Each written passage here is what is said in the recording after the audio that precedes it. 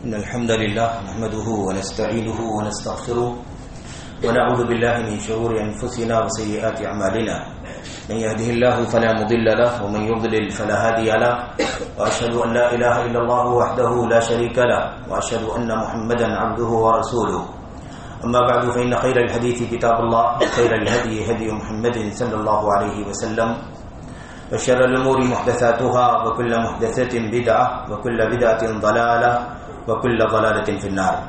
أعوذ بالله من الشيطان الرجيم. بسم الله الرحمن الرحيم. ولا تكونوا من المشركين من الذين فرقوا دينهم وكانوا شيعا كل حزب بما لديهم فرحون. وقال عز من قائل وأن هذا صراطي مستقيما فاتبعوه ولا تتبعوا السبل فتفرق بكم عن سبيله ذلكم وصاكم به لعلكم تتقون. وقال عز من قائل وعلى الله قصد السبيل ومنها جائر ولو شاء لهداكم أجمعين. وقال النبي صلى الله عليه وسلم يكون في آخر الزمان دجالون كذابون يأتونكم من الأحاديث بما لم تسمعوا أنتم ولا آباؤكم فإياكم وإياهم لا يفتنونكم ولا يضلونكم. رواه الإمام مسلم إلى آخر ما قال النبي صلی اللہ علیہ وسلم.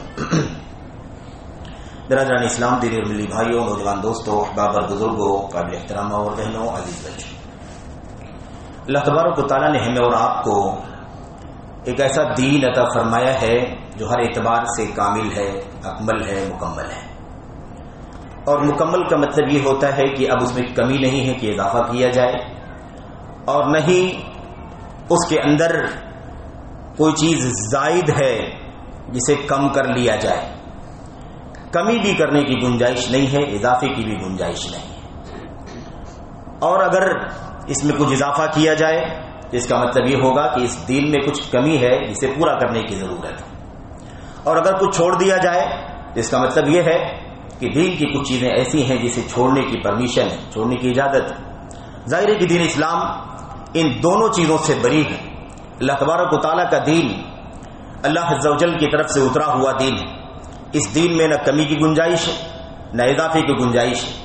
اللہ کے نبی محمد رسول اللہ صلی اللہ علیہ وسلم کو اللہ تبارک و تعالیٰ نے بھیجا اور آپ کو اس اطاعت کا حقدار بنا دیا کہ آپ کی اطاعت کا مطلب خود رب ذوالجلال کی اطاعت. آپ کی فرمانبرداری کا مطلب اللہ تبارک و تعالیٰ کی فرمانبرداری. آپ صلی اللہ علیہ وسلم کی نافرمانی، خلاف ورزی، حکم عدولی، مخالفت، شقاق، کسی بھی طریقے سے حکم رسول کی خلاف ورزی کرنے کا مطلب اللہ تبارک و تعالیٰ کے حکم سے بغاوت کرنا ہے. میرے بھائیوں، میرے بزرگوں، یہ ہمارا اور آپ کا وہ دین ہے جس کی یہ خصوصیت ہے. اس دین کی ذمہ داری، اس کی حفاظت کا، اس کے تحفظ کا انتظام اللہ تبارک و تعالیٰ نے اپنی ذمہ لے لیا ہے. اس سے پہلے جو ادیان دنیا میں تھے، جو مذاہب دنیا میں تھے، اور آج بھی ان کا کہیں نہ کہیں تذکرہ ہے، لیکن ہم اور آپ اس لیے اسے اس دین سے پہلے کے نام کا نام دیتے ہیں اس لیے کہ صحیح معنوں میں دین کسی اور کا نام نہیں ہے. صحیح معنوں میں دین صرف اسلام کو کہا جا سکتا ہے، اس لیے کہ اللہ تبارک و تعالیٰ فرماتا ہے ان الدین عند اللہ الاسلام. دین حقیقت میں اسلام ہی ہے، اسلام کے سوا کچھ دین نہیں. دین وہ تھا، اس یہودیت کا بھی دین تھا، عیسائیت کا بھی دین تھا. میرے بھائیوں، ایسے ہی اور دیگر انبیاء اور رسل علیہ السلام کے ادیان جنہیں اللہ تبارک و تعالیٰ نے دے کر کے بھیجا تھا، کتابیں اتاری تھیں، صحیفے نازل فرمائے تھے، یا پچھلے انبیاء علیہ السلام کی تعلیمات کو آگے بڑھانے کا حکم دیا تھا، وہ دین تھے. لیکن اسلام کی آمد کے بعد اب دنیا میں کوئی دین نہیں ہے. جو دین ہم کہتے ہیں دین عیسوی، دین موسوی، یہ دراصل ایک تجوزن، یعنی یہ سمجھ لیجئے کہ ایک تجاوز ہے، یعنی ایک طرح سے اس کا استعمال عام طور پر جو چل رہا ہے بس ویسے ہی چل رہا ہے. کتاب و سنت کے دلائل کی روشنی میں دین کہے جانے کا کوئی اور حقدار نہیں ہے اسلام کے سوا. بہرحال تو دین اسلام کا یہ امتیاز ہے کہ اللہ تبارک و تعالیٰ نے اس دین کو ہر اعتبار سے مکمل کر کے بھیجا ہے. کمی کوئی کرے بھی، کمی کرنے کی کوشش بھی کرے تو اس مقصد میں، اس کوشش میں کوئی کامیاب نہیں ہو سکے گا. اللہ تبارک و تعالیٰ نے کتاب اللہ کی حفاظت کی ذمہ داری لی. لا یاتیہ الباطل من بین یدیہ ولا من خلفہ تنزیل من حکیم حمید. اس کتاب کے آگے سے یا اس کے پیچھے سے کوئی باطل نہیں پھٹک سکتا ہے. یہ وہ کتاب ہے جو اللہ تبارک و تعالیٰ کی طرف سے نازل کی ہوئی کتاب ہے. جو نہایت حکمت والی ذات ہے اور حد درجہ قابل تعریف اور قابل حمد و ستائش ذات ہے، اس اللہ تبارک و تعالیٰ کی طرف سے کتاب اتری ہے. یہ دین اسلام ہے. انا نحن نزلنا الذکر وانا له لحافظون. ہم نے ہی ذکر کو اتارا ہے. ذکر اللہ کی کتاب کا نام ہے، پورے دین اسلام کا نام ہے، محمد الرسول اللہ صلی اللہ علیہ وسلم کی سنت کا بھی نام ذکر ہے. ذکر ایک جامع لفظ ہے جو دین اسلام کے مختلف درجات پر بولا جاتا ہے. عمومی طور پر پورا دین اسلام، پوری شریعت، پورے احکام، پورے مسائل، فرائض سے لے کر کے سنن اور مستحبات تک تمام کی تمام چیزیں اللہ تبارک و تعالیٰ کے کلام کے لفظ ذکر کے اندر شامل. ہم نے ذکر کو خود اتارا ہے اور ہم نے ذکر کی حفاظت کی ذمہ داری اپنے سر لے لی. ہم اس کی حفاظت کریں گے. میرے بھائیو، میرے بزرگوں، یہ وہ دین ہے جس دین کا یہ امتیاز ہے کہ اللہ تبارک و تعالیٰ کی حفاظت کے اللہ تبارک و تعالیٰ کی حفاظت کی ضمانت اسے حاصل ہے. لیکن افسوس، اللہ کے نبی محمد رسول اللہ صلی اللہ علیہ وسلم نے اس ضمانت کے لیے جو راستے ہو سکتے تھے وہ سب بتلا دیے، اور حفاظت کے لیے، چہار دیواری کو سنبھالنے کے لیے، اس میں چور دروازے نکالنے سے بچانے کے لیے، اس کے اندر کسی بھی طریقے سے اندر یا باہر کے لوگوں کو گھسپیٹ کرنے سے روکنے کے لیے سارے جتن کر دیے تھے محمد رسول اللہ صلی اللہ علیہ وسلم نے. لیکن اس کے باوجود بھی اللہ تبارک و تعالیٰ کے حکم اور مشیت کے مطابق اس دین کے اندر خرد برد کرنے کی کوشش کی گئی، اس میں گھٹانے بڑھانے کی کوشش کی گئی، اس میں اضافہ کرنے کی کوشش کی گئی. دین کے نام پر بہت ساری چیزیں ایسی لائی گئی اور لانے کی کوشش کی گئی دشمنان اسلام کی طرف سے، جسے مسلمان اور اسلام کے نام لیوا دین سمجھ کر کے، شریعت سمجھ کر کے، اجر و ثواب کا کام سمجھ کر کے کرتے چلے جائیں اور اس امید میں رہیں کہ اللہ تبارک و تعالیٰ انہیں اس کا صلہ عطا فرمائے گا، اس کا بدلہ عطا فرمائے گا، اس کی جزا انہیں دنیا میں آخرت میں ملے گی. لیکن افسوس کہ اس کا بدلہ، اس کا صلہ ملنا تو بہت دور کی بات ہے. یہ اللہ تبارک و تعالیٰ دین کے اندر خرد برد کرنے والی چیز ہے، اضافہ کرنے والی چیز ہے. میرے بھائیو، اللہ کے کلام کی چند آیتیں اور اللہ کے نبی محمد رسول اللہ صلی اللہ علیہ وسلم کی چند حدیثیں اور امت کے سلف کے بہت سارے اقوال، آثار، وقت کے مطابق بہت ساری باتیں انشاءاللہ تبارک و تعالیٰ میں عرض کرنے کی کوشش کروں گا، اور اللہ سے دعا کروں گا کہ اللہ عز و جل مجھے سب سے پہلے ان باتوں کو سمجھنے اور اس پر عمل کرنے کی توفیق عطا فرمائے، اور آپ تمام احباب تک، بزرگوں تک، نوجوانوں تک، عزیزوں تک، ایسے ہی قابل احترام جو مائیں بہنیں ہیں ہماری، ان تک بھی یہ باتیں پہنچے اور اللہ تبارک و تعالیٰ سبوں کو سمجھنے اور عمل کرنے کی توفیق عطا فرمائے.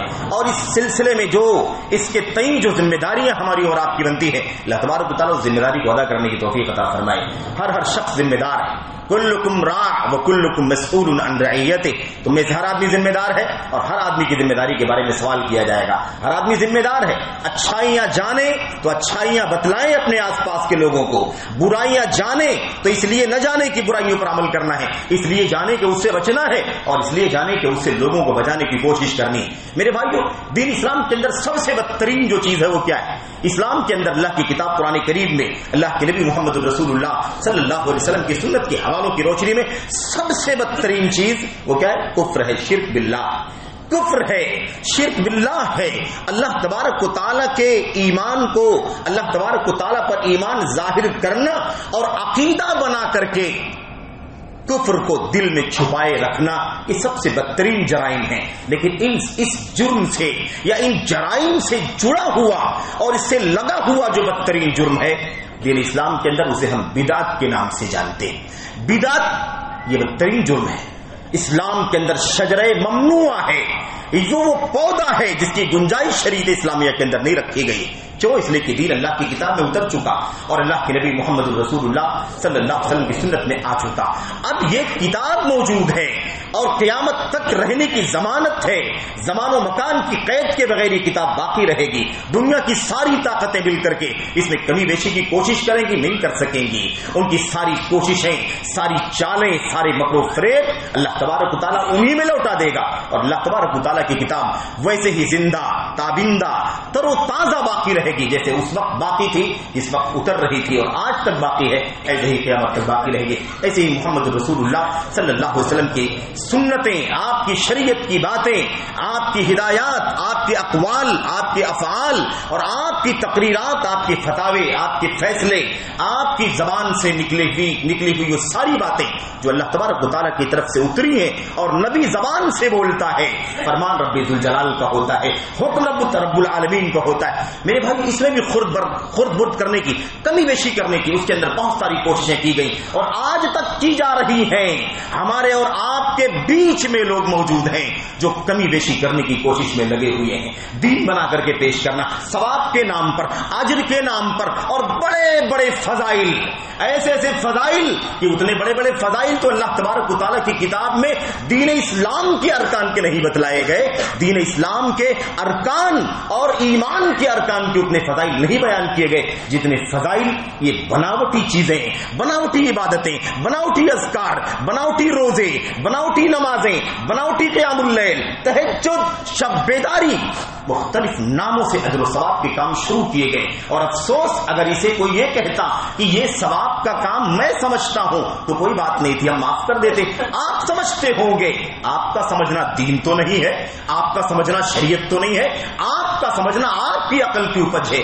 لیکن اگر ہم کہیں کہ یہ دین کا کام ہے، ثواب کا کام ہے، یہ نماز پڑھنے سے اتنا ثواب ملے گا، اس روزے کے رکھنے سے اتنا ثواب ملے گا، شب بیداری کرنے سے یہ فائدہ ہوگا، اس تلاوت سے یہ فائدہ ہوگا، اس کے پڑھنے سے اتنا فائدہ ہوگا، اس نماز کے بیچ میں، مغرب عشاء کے بیچ میں، فلاں دن، فلاں تاریخ، جمعہ، جمعرات وغیرہ کوئی بھی چیز اگر ہم طے کر لیں میرے بھائیوں اور ہم کہیں کہ اللہ کے دین میں اس کام کو کرنے سے اجر ملے گا، ثواب ملے گا، تو یہی مسئلہ ہے جسے بدعت کہا جاتا ہے. میرے بھائیوں دنیا کے مسائل میں ہم جتنا ایجاد کرنا چاہیں ایجاد کریں، افسوس یہ کہ دنیاوی ایجادات میں ہم پچھڑے مانے جاتے ہیں اور ہیں پچھڑے. مسلمان دنیاوی ایجادات میں بہت پیچھے مانا جاتا ہے. اچھا یہ بحث نہیں کرنا ہے اس وقت کہ ہمارے بڑے بڑے جو ماہرین حکما گزرے ہیں، ابو علی سینا اور فارابی اور فلاں، اس کی کوئی بات نہیں کرنا ہے، وہ تو ماضی ہے، تاریخ قصہ پارینہ بن چکا ہے.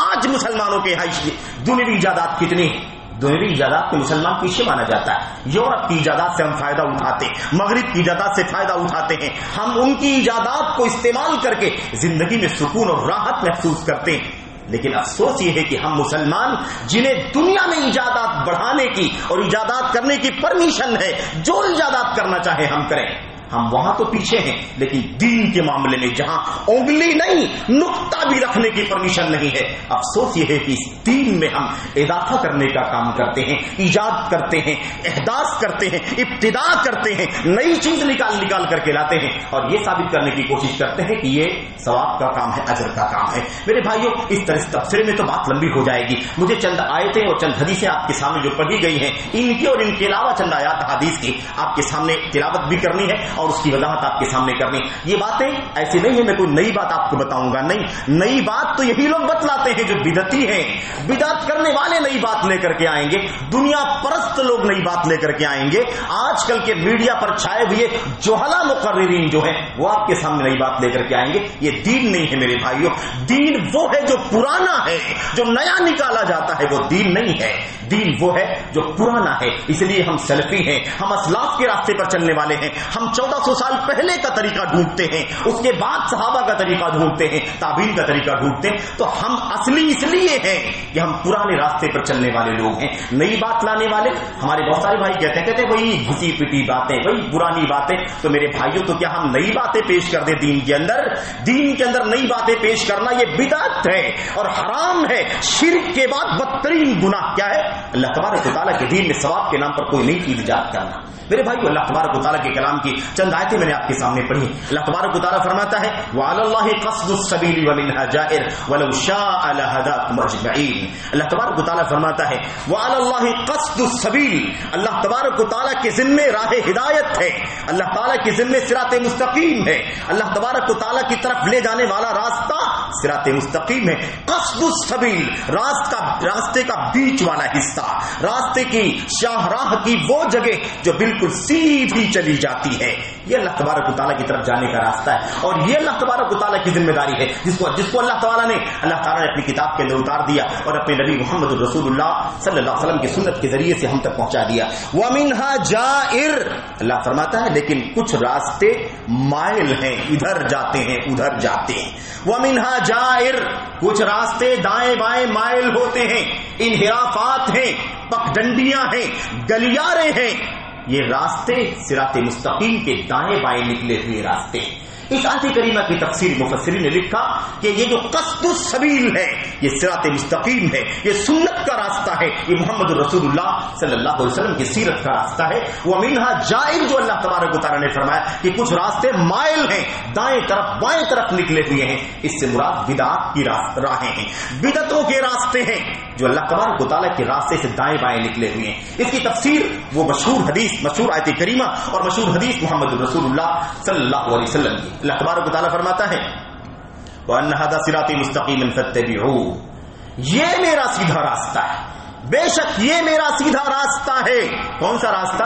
وہی راستہ جو محمد رسول اللہ صلی اللہ علیہ وسلم لے کر آئے تھے، جس پر آپ چلتے رہے 23 سال تک، 23 سالہ دور نبوت میں جس راستے پر آپ چلتے رہے اسی راستے کی طرف اشارہ کیا اللہ کے نبی صلی اللہ علیہ وسلم نے، اور اس کے بعد اس آیت کریمہ کی تفسیر بیان فرمائی۔ کلام اللہ تبارک و تعالیٰ کا ہے، اللہ فرماتا وَأَنَّ هَذَا صِرَاطِي مُسْتَقِيمًا، یقیناً یہ میرا سیدھا راستہ ہے، اور اس کی تفسیر میں اللہ کے نبی فرماتے ہیں ایک لائن کھینچ کر کے، یہ سیدھی والی لائن جو ہے یہ میرا راستہ ہے۔ تو جو راستہ رب ذوالجلال نے قرآن میں بیان فرمایا وہی راستہ محمد رسول اللہ صلی اللہ علیہ وسلم نے اپنی سنت میں لائن کھینچ کر کے بتلا دیا۔ اور اس کے بعد وَأَنَّ هَذَا صِرَاطِي مُسْتَقِيمًا فَاتَّبِعُوهُ وَلَا تَتَّبِعُوا السُّبُلَ، یہی پورے دین کا خلاصہ ہے، سنت و بدعت کا فلسفہ یہی رکھا ہوا ہے میرے بھائیوں، بس اسی آیت کریمہ کے اندر، اس آیت کریمہ میں اور محمد رسول اللہ صلی اللہ علیہ وسلم کی ایک حدیث میں، بہت ساری آیتیں، بہت ساری حدیثیں ہیں،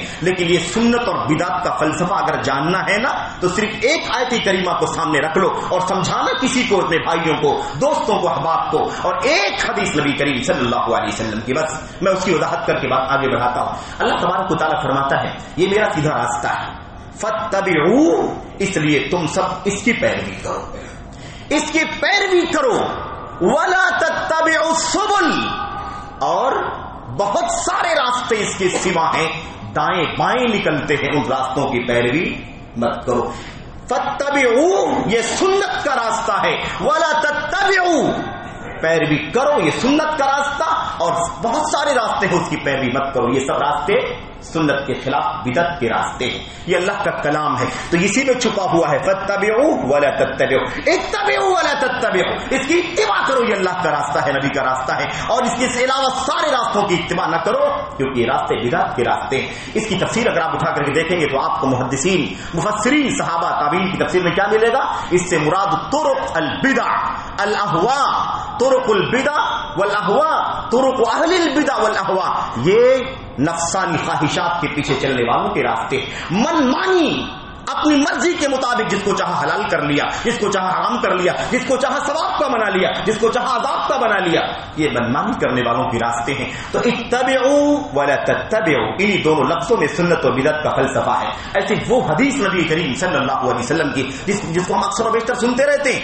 وہ کیا ہے؟ وہ علیکم اور ایاکم، علیکم بسنتی و سنت الخلفاء الراشدین المہدیین من بعد تمسکوا بها وعضوا علیہ، حدیث جانتے ہیں ہم سب، اس میں لفظ کیا ہے؟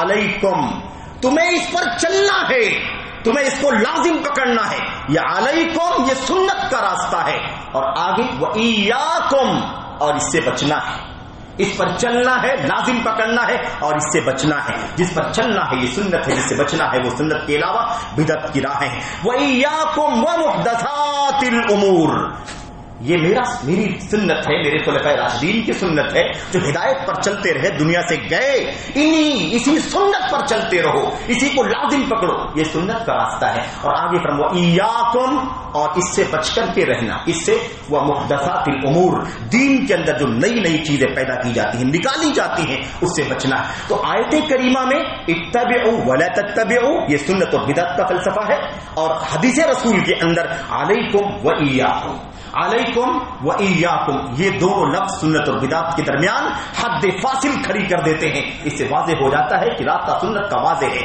کوئی گڑبڑ نہیں، کوئی مکس اپ نہیں، کوئی خلط ملط نہیں ہے. سنت کا راستہ بالکل واضح ہے. اب اگر کوئی چیز اس کے اندر دین کے نام پر، ثواب کے نام پر، سنت کے نام پر داخل کی جائے گی تو بلا شبہ وہ دوسری کیٹیگری میں آئے گی، ایاکم کی قبیل سے ہو جائے گی، ولا تتبعوا کے دائرے میں آ جائے گی. صحیح مسلم میں اللہ کے نبی محمد رسول اللہ صلی اللہ علیہ وسلم کی وہ حدیث آپ کے سامنے پیش کروں. اللہ کے نبی علیہ السلام نے کتنی وضاحت سے، کتنی صراحت سے یہ بات امت کو سمجھا دی تھی. اور سمجھایا نہیں تھا، بالکل ڈرا دیا تھا، آگاہ کر دیا تھا، چوکنا کر دیا تھا، تاکہ امت کے لوگ بہک نہ جائیں. اچھا ایک چیز مجھے اور یاد آ گئی، میں آپ کو بتاؤں. آپ دیکھیے یہ سنت کی بات ابھی چل رہی تھی نا، علیکم بسنتی اور ایاکم ومحدثات الامور. علیکم بسنتی، میری سنت کو لازم پکڑو، وہ سنت الخلفاء الراشدین، اور میرے نیک خلیفہ جو خلفاء ہے جانشین، ان کی سنت کو لازم پکڑو. اچھا اس کے آگے آپ دیکھیے اللہ کے نبی نے اسی پر اکتفا نہیں کیا کہ میری سنت، میرے خلفاء کے راشدین کی سنت پر لازم پکڑو. آپ نے کیا فرمایا؟ آپ نے تاکید، مزید تاکید فرمائی. وہ کیا فرمایا؟ المہدیین من بعد تمسکوا بہا، اسے بہت مضبوطی سے پکڑ کے رکھنا، اسے میری سنت، میرے خلفاء کی سنت کو بہت مضبوطی سے پکڑ کر کے رہنا. اور آگے کیا فرمایا؟ وعضوا علیہا بالنواجذ، اور داڑھ کے دانتوں سے جکڑ لینا اس سنت کو. اتنا زیادہ تاکید کی آخر کیا ضرورت تھی؟ بس ہو گیا نا. اللہ کے نبی علیہ السلام نے فرما دیا میری سنت، میرے خلفاء کی راشدین کی سنت کو پر لازم پکڑنا اور بدعتوں سے بچنا، کافی تھا اتنا. لیکن اللہ کے نبی نے کیوں کہا تمسکوا بہا، ایک دم مضبوطی سے پکڑ لو چمٹے کی طرح، اور دانت سے جکڑنا. اس میں ایک پیغام ہے. پیغام کیا ہے؟ سبق ہے. کیا سبق؟ سبق یہی ہے، پیغام یہی ہے کہ حالات بگڑیں گے، سنت کے خلاف بدعت کا حملہ، بدعتیوں کا حملہ، ان کی سازشیں، ان کے پروپیگنڈے، ان کے ہتھ کنڈے اتنا تیزی کے ساتھ تمہارے اوپر آئیں گے کہ تمہیں اپنی سنتوں پر قائم رہنا مشکل ہو جائے گا. اس لیے اتنی تاکید کی گئی ہے. اور آج دیکھو دنیا میں کتنے عقلانی ہیں، کتنے اخوانی ہیں، کتنے سنت رسول کے منکرین ہیں، کتنے میرے بھائیوں اللہ کی کتاب میں کیڑے نکالنے والے، صحابہ کرام کی شانوں میں چانوں پر انگلیاں اٹھانے والے، قرآن کریم کے اندر کیڑے نکالنا، سنت رسول کی سندوں پر، متنوں پر حرف گیری کرنے والے کھڑے. کتنا مشکل ہے میرے بھائی سنتوں پر چلنا. اور اللہ کے نبی علیہ السلام نے فرمایا تھا سیأتی علی الناس زمان الصابر فیہم علی دینہ کالقابض علی الجمر. اللہ کے نبی نے فرمایا تھا ایک وقت آئے گا میری امت کے لوگوں کے اوپر کہ دین پر قائم رہنا، دین پر ڈٹے رہنا، دین پر جمے رہنا ایسے مشکل ہوگا جیسے آگ کا انگارہ ہاتھ میں لینا مشکل ہوتا ہے. اتنا مشکل پیدا کر دی جائے گی میرے بھائی، تو دین پر چلنا آسان نہیں رہے گا.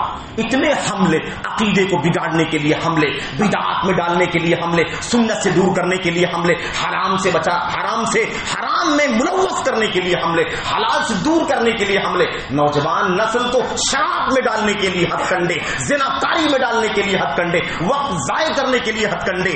میرے بھائیوں ایسی اسکیمیں، ایسے آفرز ہمارے سامنے آتے ہیں کہ نہ دین بچے، نہ عقیدہ بچے، نہ حلال بچے، نہ حرام بچے، نہ سنت بچے، نہ شادی بیاہ کا جائز طریقہ باقی بچے.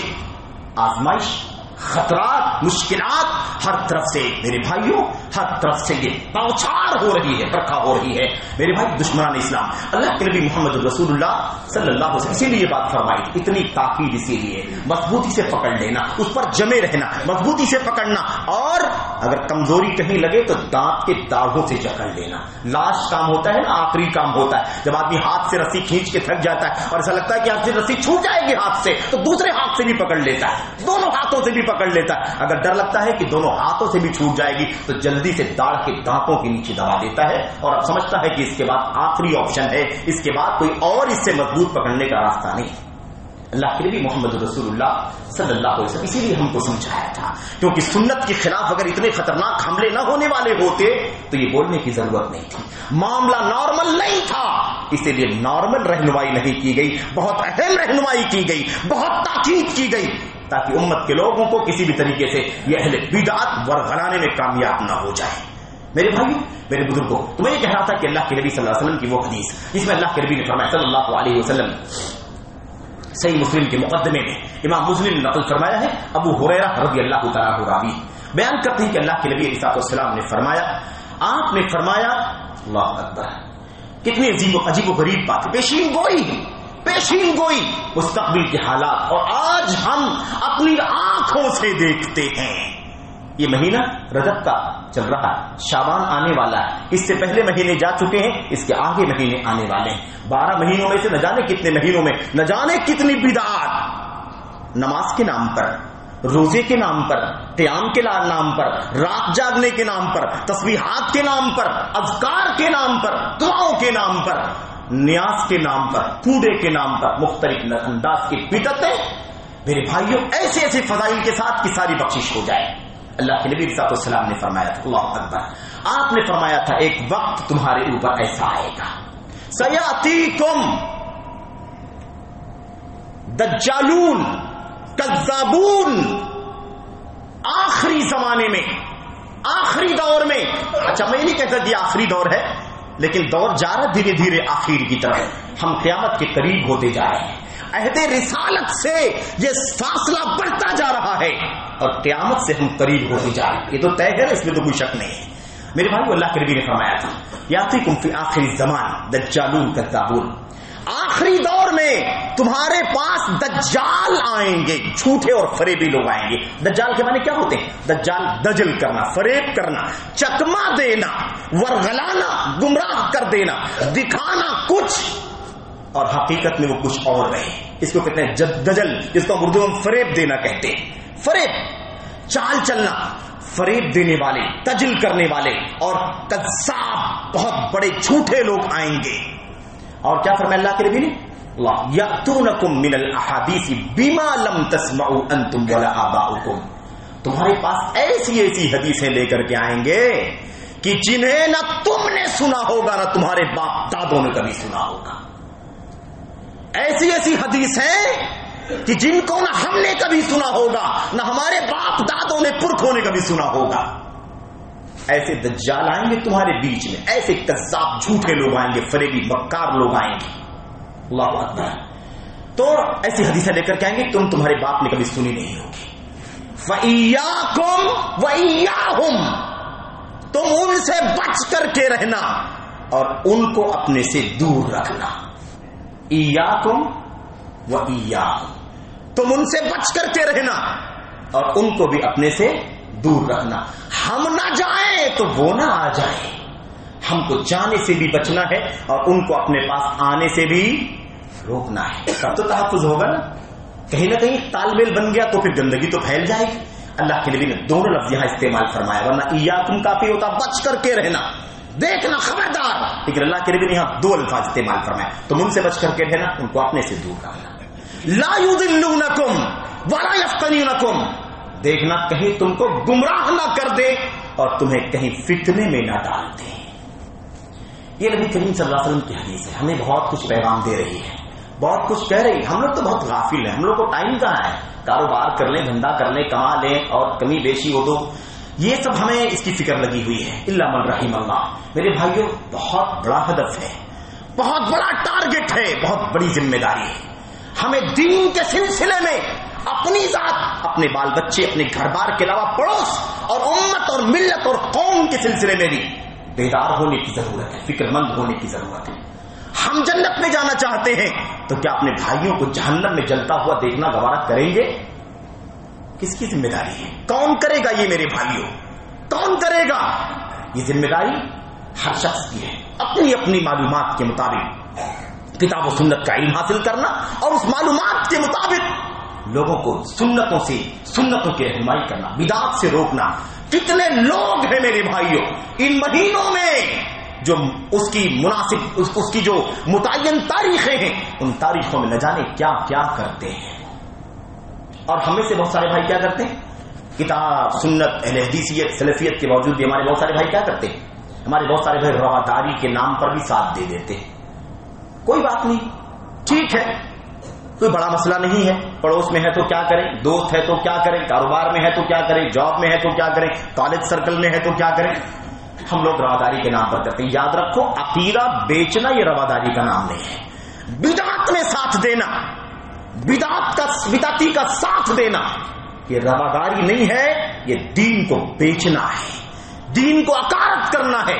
کیوں؟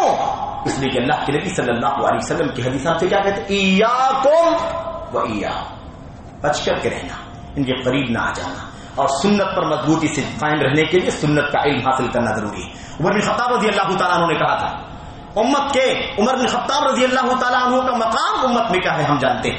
عمر بن خطاب نے کہا تھا علیکم بالسنن، مسلمانوں سنت کو لازم پکڑو، سنت کا علم حاصل کرو، سنت کی باریکیاں سمجھو. لوگ تمہارے پاس آئیں گے یاتونکم بشبہات القرآن، تمہارے پاس کیا لے کر آئیں گے؟ کیا لے کر آئیں گے؟ بائبل لے کر کے آئیں؟ مہابھارت نہیں، قرآن لے کر کے آئیں. قرآن لا کر کے تمہیں گمراہ کرنے کی کوشش کریں گے، شبہات کنفیوژن پیدا کرنے کی کوشش کریں گے، شبہہ ڈالنے کی کوشش کریں گے. اور ہمارے بیچ میں منکرین حدیث، منکرین سنت، نوجوانوں کا ٹولہ، ادھر شکیلیوں کا ٹولہ، اور ادھر میرے بھائیوں عقل پرستوں کا، عقل معتزلین جدید جس کو کہا جاتا ہے نا، معتزل اعتدال جدید والے، جو کتاب و سنت کے دلائل پر نہیں عمل کرتے بلکہ کتاب و سنت کے دلائل کو اپنی اس ناقص اور پلید عقل پر پرکھتے ہیں. اگر سمجھ میں آ جائے تو مان لیتے ہیں، سمجھ میں نہ آئے تو کہتے ہیں یہ ماننے کے قابل نہیں ہے. ادھر لمبی تاریخ ہے، بہت ساری باتیں، ہمیں اس پر بات نہیں کرنا ہے. اشارہ کرنا ہے کہ سنت کے خلاف کس قدر اور کتنی سازش چل رہی ہے سنت سے برگشتہ کرنے کے لیے. قرآن آیات کو پیش کیا جا رہا ہے ہمارے نوجوانوں کے سامنے. قرآن ہے، قرآن، تم سنت کی بات کرتے ہو، اس کو کنارے رکھو. یہ قرآن ہے، قرآن کی آیتوں کا کیا تم انکار کر سکتے ہو؟ دیکھو یہ قرآن کریم کی آیت کریمہ ہے جو سنت سے ٹکراتی. بتاؤ تم قرآن لوگے یا سنت لوگے؟ قرآن اونچا ہے یا سنت اونچی ہے؟ سنت کو قرآن پر ترجیح دو گے یا قرآن کو سنت پر ترجیح دو گے؟ بتاؤ. اس طرح سے عام بولے بھالے ہمارے عزیز نوجوان بہت جاتے ہیں. یہ سب کون ہے؟ یہ سب وہی اللہ کے نبی نے فرمایا تمہارے پاس ایسی باتیں لے کر کے آئیں گے. اور ابن عمر بن خطاب نے کہا تھا تمہارے پاس قرآن کی شبہات لے کر کے آئیں گے.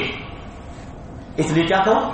اس لیے کیا کرو؟ فجادلوہم بالسنن فإن أهل السنن أعلم بكتاب اللہ.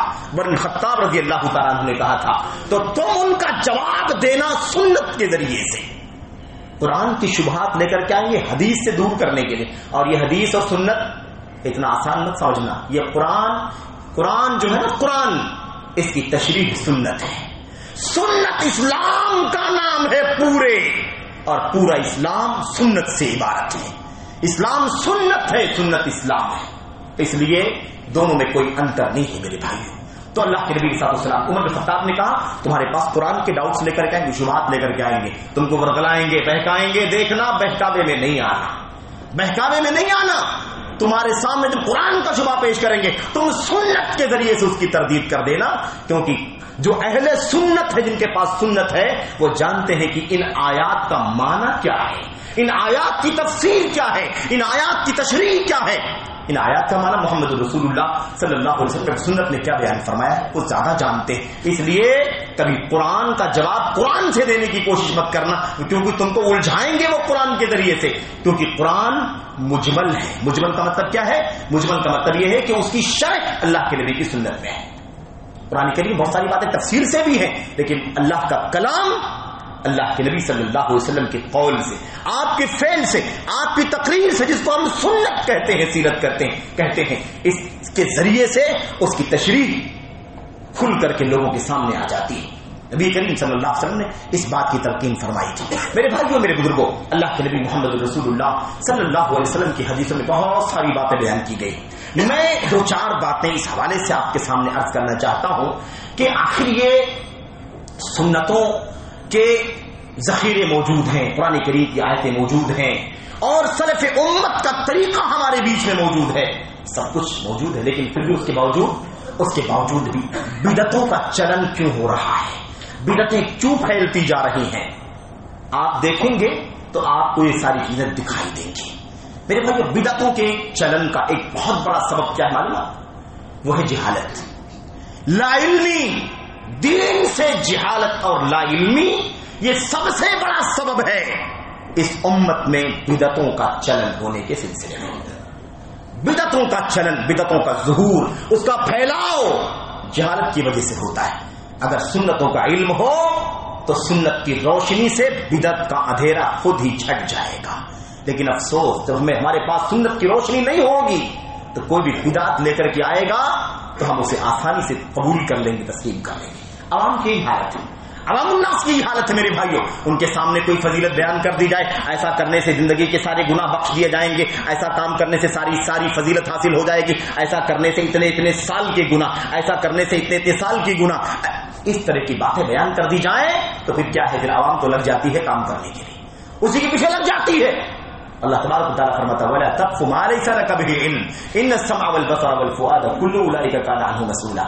علم کے بغیر کچھ نہیں ہونے والا ہے، علم ہونا ضروری ہے، اور اسی لیے میرے بھائیوں علم کے خلاف، علم دین کے خلاف، علم شریعت کے خلاف ایسی سازش بپا ہے، اور میں تبصرہ کروں گا تو بات لمبی ہو جائے گی۔ آج یہ مسجد ہے جو دین کے علم کا سب سے پہلا مدرسہ ہے، ماں باپ کی گود کے بعد ہے۔ یہ مسجد ہے جہاں سے ہم الف با سیکھتے، جہاں سے ہم قرآن، جہاں سے ہم سنت، جہاں سے ہم شریعت سیکھتے، جہاں سے عقیدہ سمجھتے ہیں۔ آج اس کی بھی حیات، اس کی بھی شکل بدلی جائے گی، اس کو بھی ماڈرنائز کیا جا رہا ہے۔ انٹرنیشنل اسکول، گلوبل اسکول، فلاں اسکول، یہ اسکول، وہ بورڈ، یہ بورڈ، اور دعوے ایسے کیے جاتے ہیں کہ ہمارے اسکول میں ایڈمیشن کرا کر کے دیکھ لو، آپ کا بچہ ایک طرف شیکسپیئر بن جائے گا، جارج برنارڈ شاہ بن جائے گا، اور ساتھ میں امام بخاری اور حافظ ابن کثیر بھی بن جائے گا۔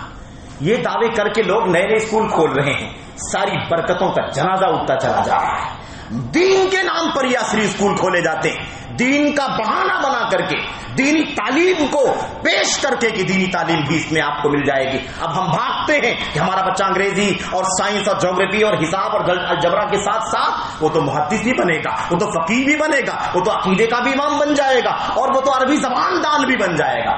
اور اس نتیجہ کیا نکل گیا؟ مسجدیں ویران ہو رہی ہیں، مکاتب بند ہو رہے ہیں، اور انٹرنیشنل گلوبل اسکولوں کی بھرمار ہوتی چلی جا رہی ہے۔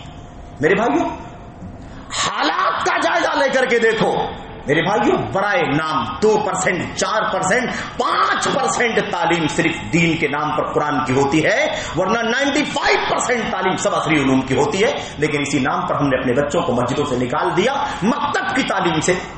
تو علم، دین اور شریعت کا جو علم ہے یہ سب سے بنیادی علم ہے۔ اس علم کو ضروری ہے اتنا جاننا جس سے دین کو، عقیدے کو انسان سمجھے، فرائض کو سمجھے۔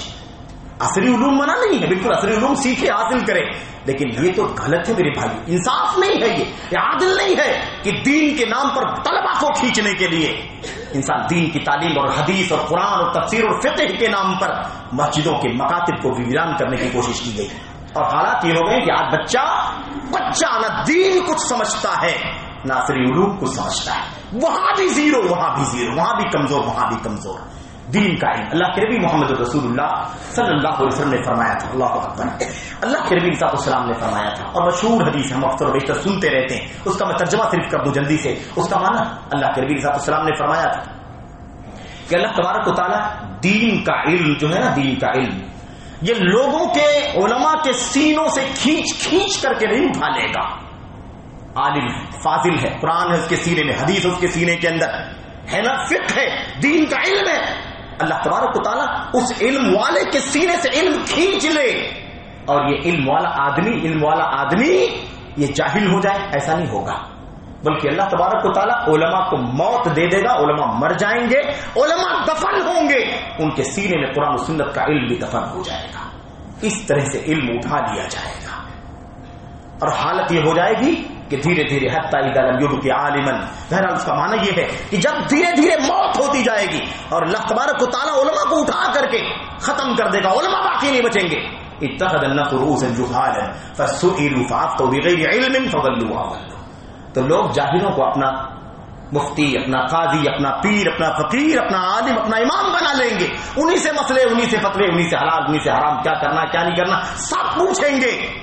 علم والے تو قبر کے اندر جا چکے ہیں، باقی جو ہے وہ جہلا ہے، یہ نہ خود جاہل ہوں گے غلط فتوے دیں گے، جہالت کے ساتھ جواب دیں گے، خود بھی گمراہ ہوں گے، دوسروں کو بھی گمراہ کریں گے. میرے بھائیو، یہ تو بات ہو رہی کہ علماء کو اللہ تبارک و تعالیٰ اٹھا لے گا تو علم والے ختم ہو جائیں گے. علماء پیدا ہی نہیں کیے جائیں گے تو کیا حال ہوگا؟ علماء کی کھیپ نہیں نکلے گی تو کیا ہوگا؟ علماء کی ٹیم تیار کرنے کے راستے پر نہیں چلے گی امت تو پھر علماء کہاں سے پیدا ہوگی؟ حالت بدتر سے بدتر ہو رہی کہ نہیں ہو رہی ہے؟ تو علم سب سے بڑا خزانہ ہے، یاد رکھو. اسی لیے میں بات نہیں کرنا چاہتا میرے بھائیوں، تبصرے والی باتیں نہیں عادت کا، اور نہ کرنا بھی نہیں چاہیے. کتنے ایسے ہمارے عزیز نوجوان اچھی ڈگریاں ہیں ان کے پاس، اچھی ڈگریاں ہیں، گریجویشن اور اس کے اوپر تک بھی پہنچے ہوئے، لیکن دین کے علم کے معاملے میں ایسے اتنی کمزوری ہے کہ موٹے موٹے مسائل کا بھی علم نہیں. کہاں سے علم آئے گا دین کا؟ تو پھر ایسی صورتحال میں بدعتیں جگہ بنائیں گی کہ نہیں بنائیں گی؟ شرک بدعقیدگی آئے گی کہ نہیں آئے گی؟ گندی چیزیں آئیں گی کہ نہیں آئیں گی؟ حرام و حلال کی تمیز ختم ہوگی کہ نہیں ختم ہوگی؟ اسلامی تشخص، اسلام کے اقدار کا جنازہ نکلے گا کہ نہیں نکلے گا؟ یہ صورتحال پیدا ہو جائے گی. تو علم سب سے بڑا خزانہ. لا علمی اور جہالت بدعات کے پھیلنے کا بہت بڑا سبب ہے. وہ طبقہ جس کے بارے میں اللہ کے نبی نے فرمایا نا کہ ایسی ایسی حدیثیں لے کر کے آئیں گی جس کو تم نے بھی نہیں سنا ہوگا، تمہارے باپ نے بھی نہیں سنا ہوگا. یہ جب پھیلائی جائیں گی تو سنت کی روشنی سے ہی اس کو سمجھا جا سکے گا.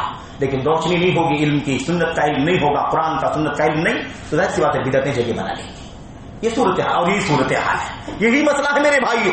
عام طور پر سماج کے اندر جہالت کا دور دورہ ہے. نمبر 1. نمبر 2 سرسری طور پر بات کرنا ہے. نمبر 2 خواہشات نفسانی کی غلامی، نفس کے پیچھے چلنا، جو اچھا لگا، جو مرضی کے مطابق ہے، جو چاہت سے میل کھاتا ہے اس کو لے لینا.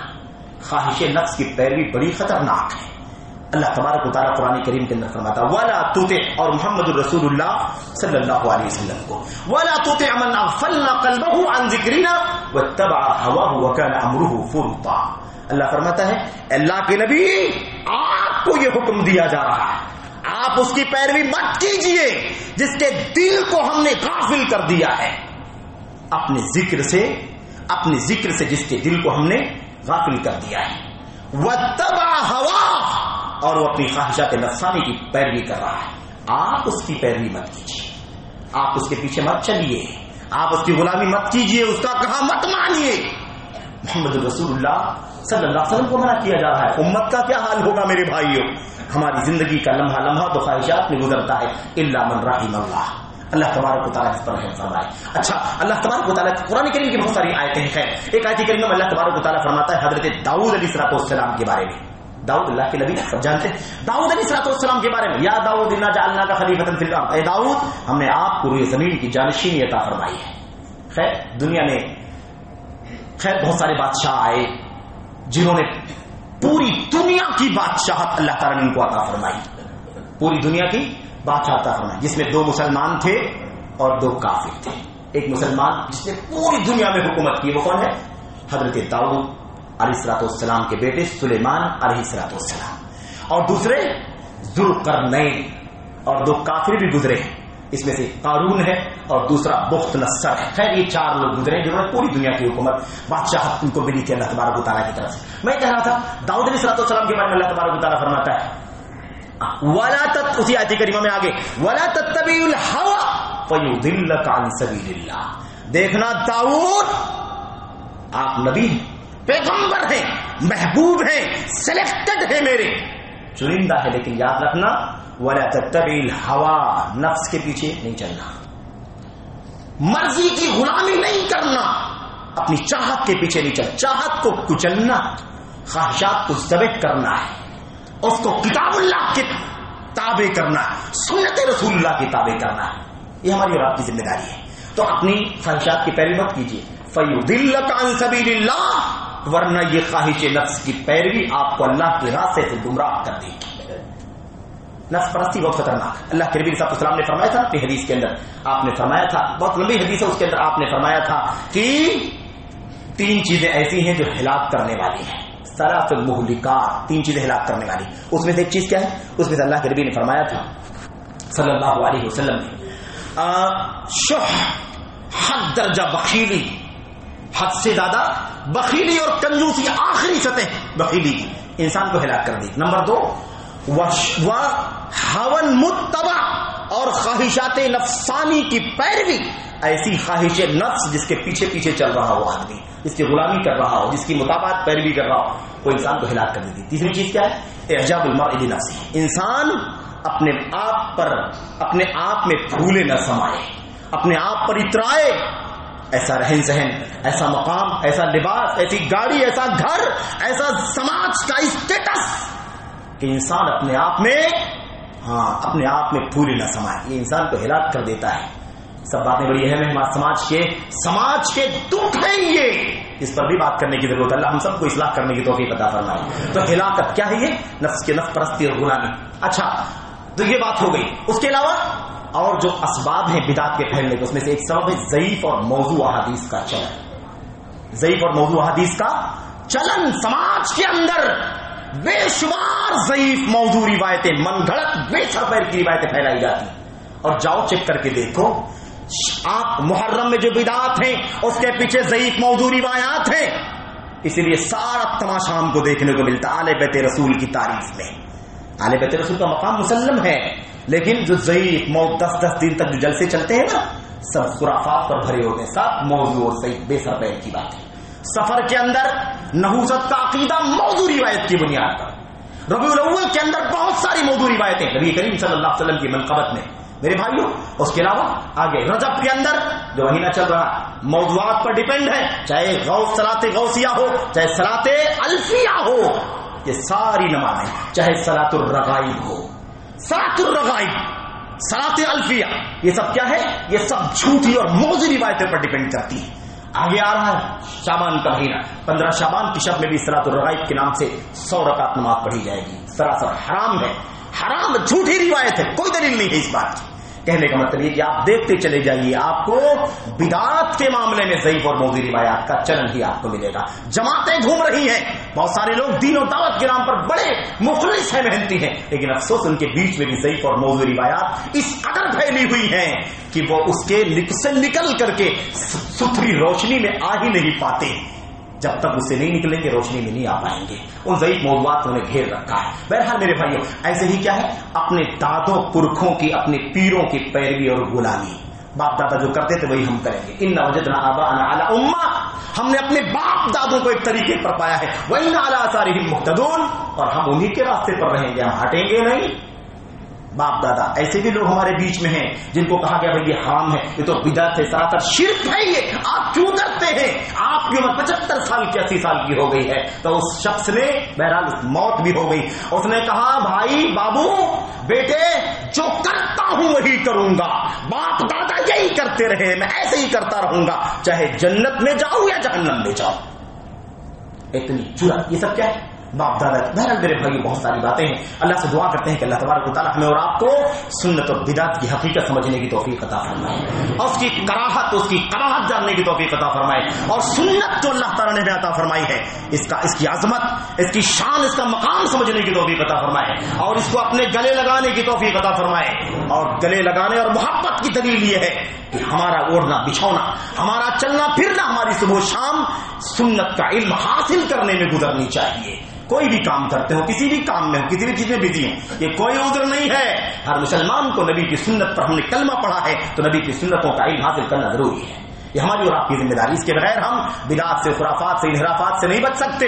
اللہ سے دعا کرتے ہیں کہ اللہ تبارک و تعالیٰ ہمیں علم دین، علم کتاب و سنت حاصل کرنے کی توفیق عطا فرمائے۔ آمین رب العالمین، صلی اللہ وسلم وبارک علی نبینا محمد وعلی آلہ وصحبہ اجمعین۔ السلام علیکم ورحمۃ اللہ وبرکاتہ۔